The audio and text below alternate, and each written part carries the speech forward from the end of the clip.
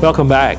First on Health Matters, when to take your child to the hospital is an issue that nervous parents have been dealing with for years. Here today to shed some light on that concern is Dr. Rodriguez, the medical director of the Pediatric ER at the Spence and Becky Wilson Baptist Children's Hospital. Petey, this is Dr. Rodriguez. Nice to meet you.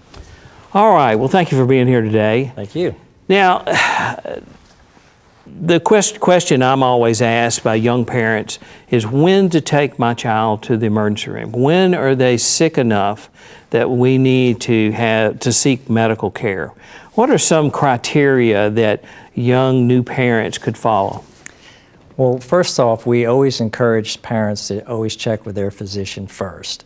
I mean, more often than not, a lot of times things can be treated by their pediatrician, but Pediatric ER is very unique in that we're open 24 hours a day, 7 days a week. You know, rain or shine, we're open. And that's the advantage, especially after hours, if they can't get in to see their pediatrician or if they don't have an appointment. But to answer your question specifically, there are times when indeed they should come straight to emergency room. For example, if a child is having persistent vomiting because they have a virus or they're having persistent diarrhea and vomiting, they can become dehydrated. And that's something that a pediatric office, although they can give fluids, they may not be really equipped to give it over a prolonged period of time. So they would rather them come to the emergency room. In fact, they would probably insist, go to the emergency room. And that's what we're there for. We're going to give them fluids.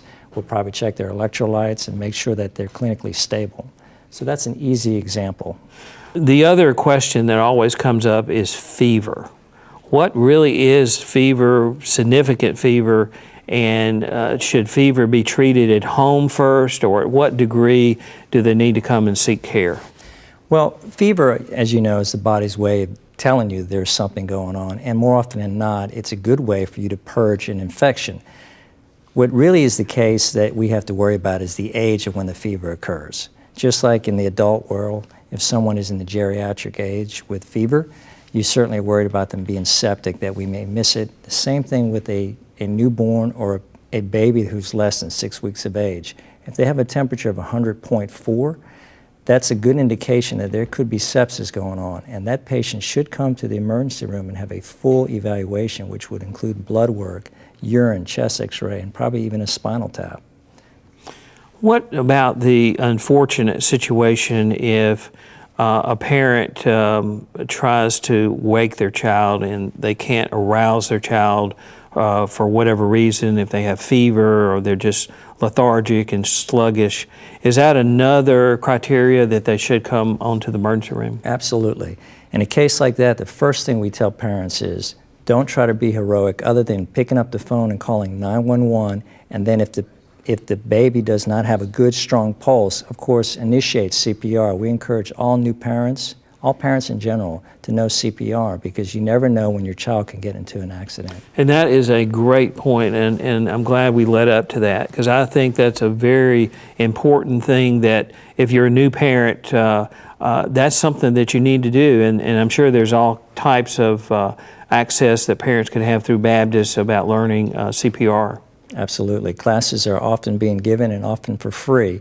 And we encourage that. You know, if they have questions, we can't directly tell them over the phone that they cannot come to the emergency department. Our answer is always going to be, we're here to serve you. If you feel your child needs to be seen, please bring them to us if you can't get to your doctor. But we do offer free classes in many cases for CPR, advanced training, and we often give brochures, et cetera, for parents. Well, in the last minute that we have, tell parents what to do if they're just unsure about whether they should take their child to the emergency room or not. Well, the first thing, as we said, is you should call and try to get in touch with the patient's pediatrician. The pediatricians often appreciate that as well because, as I said, they can take care of a lot of these matters on their own. And they'll be quick to tell them that needs to be handled in an emergency room. Please take them to the emergency room. And we get a phone call from the pediatricians often telling us that the patient is on their way so we can kind of coordinate their care. So that's the first thing. But as I said, if there's any issues about especially respiratory, asthmatics, and they've given the standard treatments and they're realizing we're doing it more often than we feel comfortable, that's an indication that patient should come to the emergency room. And again, we tell parents, try not to be heroic. If you're not sure you can get to the ER safely, call 911. That's what it's there for. But if you can, call ahead. We'll be expecting you. And if you're going to bring them on your own, we'll be looking for you. We'll be happy to treat you. Well, thank you so much for those words. And I just want to add that, if you're a parent and you're just not sure what to do, take them to the emergency room. It's better to be safe than sorry, and if you get there and they get checked out and everything is okay, that's great. But when it comes to a child's life and you're just not sure what to do, then take them on to the emergency room, get checked out, and make sure. Again, thank you for being here today. Thank you for having me. The recent measles outbreak has generated a great deal of discussion about the importance of vaccines. Next on Health Matters, a pediatrician will weigh in on the debate. By the way, Petey, have you had all of your shots done? We'll be right back after this.